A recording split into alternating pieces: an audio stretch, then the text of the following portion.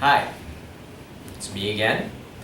And in this module, we're going to talk about media technology, and the implications it has on arts and cultural organizations. Now, the term media itself means a lot of different things than it did 20 years ago, or even 10 years ago. And the landscape in which media is consumed is entirely different. And the power has changed to the consumer, and it's also changed to the organizations. We've all become publishers of media. I'm producing a video right now. My organization produces about 150 videos a year. No longer are you required to wait for a producer or a television channel to come calling because they think your content is important. You can connect to people directly through new media. And here I am, in the middle of a social media landscape. Social media has exploded. Clearly, we all know it, we all use it. And there are various forms and platforms of social media. And you have to approach them all individually and differently because people consume on those different social media platforms very uniquely. And we'll be talking about that. And clearly, Facebook is an important social media tool. Here I am in the middle of Facebook right now. Everyone leverages it.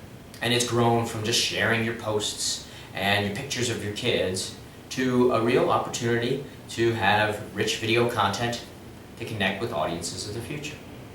But Facebook isn't alone, and younger audiences are starting to move away from Facebook now that older folks like me are all over Facebook, including grandparents sharing pictures of their grandkids.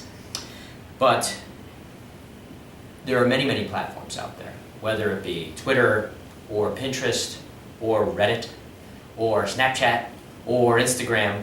These are all places where people are gathering to share content, ideas, and thoughts with their friends, colleagues, other people who think like them and don't even think like them. But we can't forget YouTube, because YouTube is a very powerful player in the social media landscape, and it's a very powerful player in the video landscape. And it alone changed the dynamics of video. And here I am making a video right now in the middle of a YouTube platform.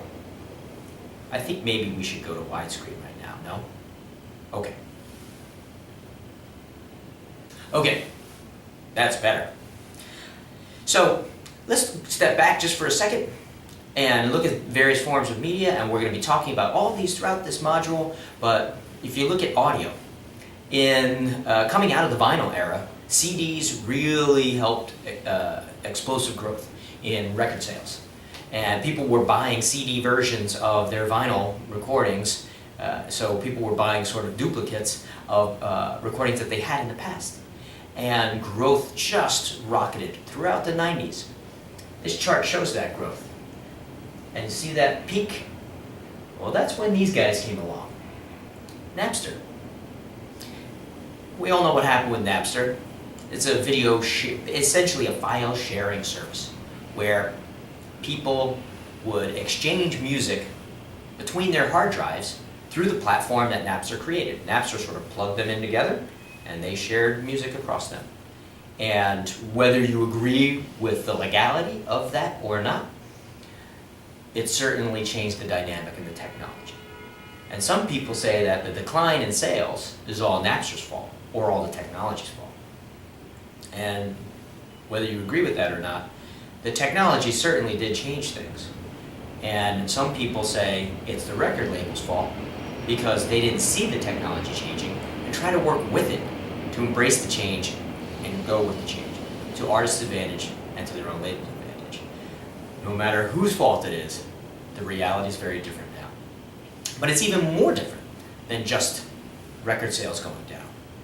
With the growth of social media and the growth of digital media and streaming services such as Pandora and Spotify, now you have streaming services growing at exponential rates, 50% in the last year, while the sale of downloads of albums is down by 15%. But video is still growing. So overall, this whole landscape is changing. How do we adapt with it? How do we take advantage of some of the new trends that can benefit us as arts and cultural organizations and connect with audiences the way that they consume media today or into the future? Because it's not going to sit still. Probably as I record this, it's going to change even further. And we'll also talk about mobile, because mobile is extremely important. If you remember from Luke Wroblewski's book, Mobile First, we need to have strategies that think toward the mobile market first, or need to at least serve the mobile market while we are serving traditional markets. And it's an important aspect because the consumption of media on mobile is growing. And beyond media, everything that we do, the way that we interact with our patrons and the way we have transactions with our patrons and build relationships with our patrons will have mobile implications, or mobile will have implications on us and our strategies. So, enough with the video, on with the content. Mobile 5, Module 5, Mobile and Media.